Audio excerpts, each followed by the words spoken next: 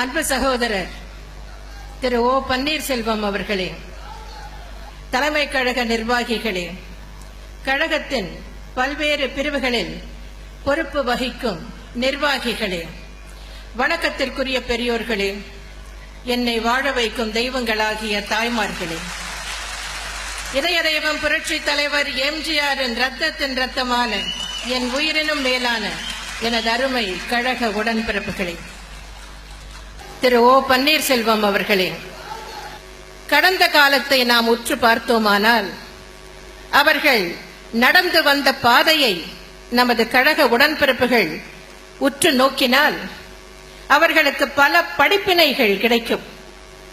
இன்றைய காலத்தில் இளைஞர்களுக்கு எல்லாவற்றிலுமே அவசரம்.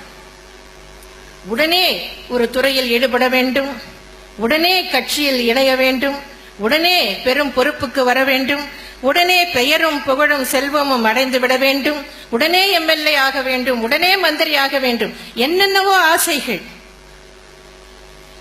கட்சியில் சேருவதும் அதில் வளர்வதும் ஒரு பெரிய பொறுப்புக்கு வருவதும் ப்ரூ இன்ஸ்டன்ட் காஃபியை கலப்பது போல் அல்ல.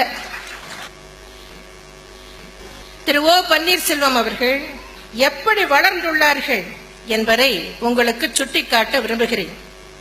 திரு ஓ பன்னீர்செல்வம் அவர்கள் 1977ஆம் ஆண்டில் கழக உறுப்பினராக இணைந்தார். 1980இல் பெரியகுளம் நகர 18வது வார்டு கழக மேலமைப்பு பிரதிநிதியாக இருந்தார். எண்ணி பாருங்கள், இன்றைக்கு என்ன நிலைமையில் இருக்கிறார். ஆனால் ஆரம்பத்தில் 80இல் பெரியகுளம் நகர 18வது வார்டு கழக மேலமைப்பு பிரதிநிதியாக இருந்துள்ளார்.